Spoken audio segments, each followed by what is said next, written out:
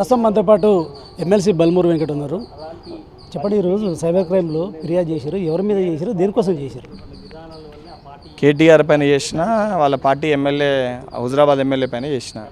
వాళ్ళు ఏదైతే అనుచిత వ్యాఖ్యలు చేసి వాళ్ళ ట్విట్టర్ హ్యాండిల్లో ఇష్టమైనట్టు పోస్ట్ చేశారు కాబట్టి దానివల్ల రేపు పొద్దున కింది లెవెల్లో గ్రౌండ్ లెవెల్లో కొట్లాటలు ఏర్పడే పరిస్థితి ఉంటుంది.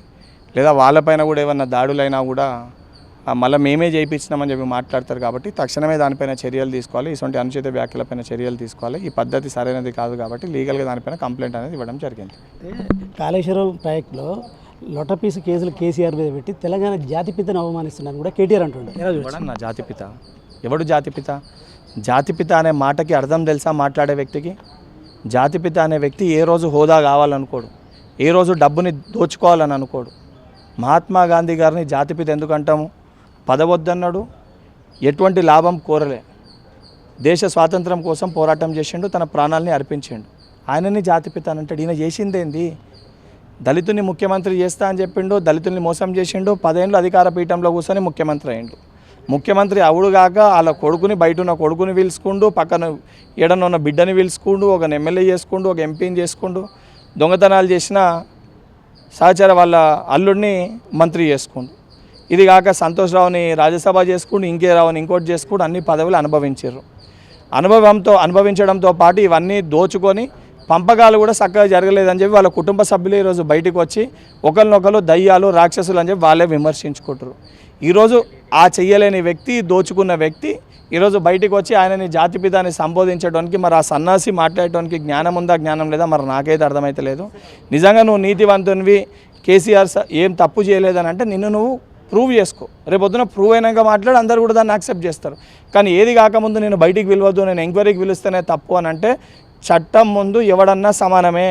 కేసీఆర్ని అనవసరంగా పిలిచారు, కానీ ఓన్లీ 6 గ్యారంటీల అమలు కావట్లేదు. తెలంగాణలో ప్రజల ఆగ్రహానికి కాంగ్రెస్ గురి అవుతుంది. కాబట్టే దాన్ని కప్పిపుచ్చుకోవడానికే ఈ కేసులు, కమిషన్ల పేరు మీద విచారణకు పిలుస్తున్నారు. మా వెంట్రుక కూడా బేకలేడని చెప్పేసి కేటీఆర్ బహిరంగంగా చెప్తున్నాడు. ఎలా చూడచ్చు? ఎంట్రీగా పీకలేడు అని చెప్పి అన్నీ ముందు మొత్తం పోయినాయి. ముందు సగం ఖాళీ అయింది, అవి పోతూనే లేదో కనబడుతుంది ప్రజలకు కూడా.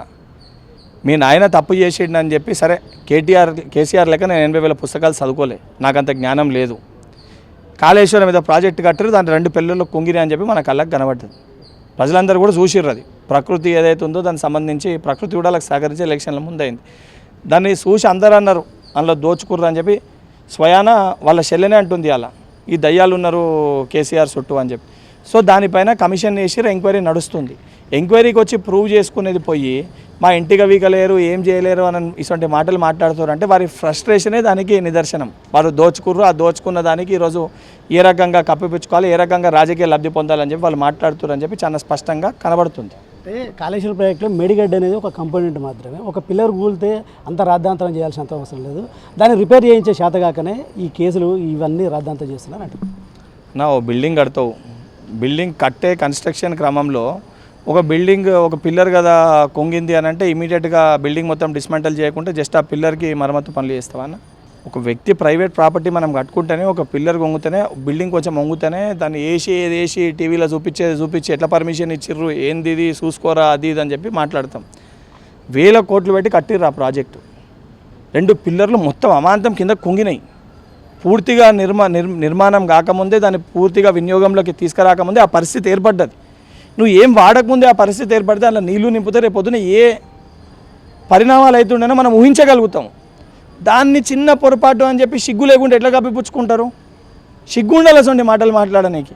అవు నిజంగానే తప్పిదం జరిగింది, పొరపాటే అని చెప్పి తెలంగాణ ప్రజలకి క్షమాపణ చెప్పాల్సింది పోయి చిన్న తప్పిదం ఏముంది దానికి మరమ్మత్తు పనులు చేయండి అని అంటే అలా నాయనకు కదా వీళ్ళందరూ కలిసి పంచాయతీ పెట్టుకొని నడ్డిపోకిర కొట్టినట్టు మాట్లాడుతారు. పుట్టిన పిలుచుడు కాదు విచారణ పేరు మీద. దమ్ముంటే కేసులు చర్యలు తీసుకోరి, జైల్లో పెట్టుకోరి, మీ సంగతి తర్వాత మేము తెలుస్తామంటున్నాను. ఇదిగో వాడు పీకేదేం లేదు, వాడు ఏం చేసినా వాళ్ళు కానీ వాళ్ళ కుటుంబం ఏం చేసినా భయపడేటోళ్ళు ఎవరు లేరు ఇక్కడ. వాళ్ళు ఏం చేయాలి 10 ఏళ్ళు అన్నీ చేసిర్రు. భౌతిక దాడులు చేసిర్రు, జైల్లో పెట్టిర్రు, కేసులు చేసిర్రు, అక్రమ కేసులు పెట్టిండ్రు, అన్ని రకాలకి ఇబ్బంది పెట్టారు. ఆర్థికంగా, మానసికంగా, కుటుంబ పరంగా అన్ని రకాలుగా మమ్మల్ని ఇబ్బంది పెట్టారు. వేటికి భయపడలేదు. ఎందుకంటే మేము ఐడియాలజికల్గా తెలంగాణ రాష్ట్రాన్ని ఇచ్చింది కాంగ్రెస్ పార్టీ, సోనియమ్మ తెలంగాణ రాష్ట్రాన్ని ఇచ్చింది, తెలంగాణ రాష్ట్ర ప్రజల కల సహకారం కూడా కాంగ్రెస్ పార్టీయే చేస్తుందని బలంగా ఆ సిద్ధాంతాల్ని నమ్మి కాంగ్రెస్ పార్టీలో ఉన్న వ్యక్తులం మేము. ఈ రకంగా మమ్మల్ని భయభ్రాంతులకు గురి చేసి పదే పదే మమ్మల్ని ఈ రకంగా ప్రొవోక్ చేస్తే మా ఓర్పు సహనాన్ని మేము కోల్పోతే రేపొద్దున జరిగే పరిణామాలు కనీసం వీళ్ళెవరు తట్టుకునే ఒక పరిస్థితి కూడా ఉండదు. రేపు చివరి చెప్పండి, కమిషన్ సంబంధించిన రిపోర్ట్ అంతా బయటకు వచ్చిన తర్వాత ఖచ్చితంగా చర్యలు తీసుకుంటారా? నా తప్పు జరిగినప్పుడు అవన్నీ బయటికి వచ్చినప్పుడు 100% ఆ తప్పు దానికి చర్యలు అనేవి ఉంటాయి. ఆటోమేటిక్గా యాక్షన్ అనేది ఉంటుంది. యాక్షన్ ఇప్పుడు ఏదో తీసుకొని వెళ్ళి ఆయన కదా మా రేవంత్ రెడ్డి గారిని 15 రోజులు లోపల పెట్టాలని చెప్పి పైషిక ఆనందం పొందాలని చెప్పి రేవంత్ రెడ్డి గారిని లోపల పెట్టాం. మేము పెట్టదలుచుకోలే. మేము ఏదున్న సిస్టమ్ ప్రకారం ప్రొసీజర్ ప్రకారం యాక్షన్ తీసుకుంటాము. 100% యాక్షన్ ఉంటుంది. అంటే ఆర్ఎస్ ప్రవీణ్ కుమార్ వ్యాఖ్యలు కూడా ఎలా చూడవచ్చు సీఎం రేవంత్ రెడ్డి మీద? నా first thing RS Praveen Kumar గారు అంటే నాకు అపారమైన గౌరవం ఉండే. ఆయన వచ్చింది కేసీఆర్ని అడ్డగోలుగా తిట్టి ఆయన ఒక పార్టీ పెట్టుకొని ఈరోజు మా దళిత సోదరులు అందరినీ కూడా రండి అని చెప్పి ఆ రోజు పిలుచుకొని మళ్ళీ పోయి ఆ దొర దగ్గర చేరిండు. ఈరోజు ఆయన మాటలకు కూడా మనము అంటే అసొంటి వ్యక్తి గురించి కూడా మనం మాటలు పరిగణలోకి తీసుకోవడం కరెక్ట్ కాదని చెప్పి నా వ్యక్తిగత అభిప్రాయం. Thank you. మొత్తానికి కాళేశ్వరం కమిషన్కి సంబంధించిన వ్యవహారం అంటే మొత్తం రాజకీయంగా కాళేశ్వరం కమిషన్ చుట్టే తిరుగుతుంది. ఎందుకంటే నిన్న కేసీఆర్ని కాళేశ్వరం కమిషన్కి సంబంధించి ఘోష్ కమిటీ విచారించిన నేపథ్యంలో కూడా కేటీఆర్ కొన్ని కీలక వ్యాఖ్యలు చేశాడు. ఏదైతే దానికి సంబంధించి కూడా రేవంత్ రెడ్డిపై చేసినటువంటి వ్యాఖ్యల మీద ఎమ్మెల్సీ బల్మూర్ వెంకట్ సైబర్ క్రైమ్కి కూడా ఫిర్యాదు చేసి చర్యలు తీసుకోవాలని కూడా చెప్తున్నారు. సో ఈ నేపథ్యంలో కూడా మరి ఎలా ఉండబోతుంది ముందు కాళేశ్వరంకి సంబంధించిన ఇప్పటికే ఘోష్ కమిషన్ విచారణ పూర్తి చేసింది. మరి భవిష్యత్తులో చర్యలు తీసుకుంటుందా లేదా కమిషన్లో దోషులైనటువంటి వారిని చూడాలి. Cameraman Srikanth, Srinivas, mega 9 TV, Hyderabad.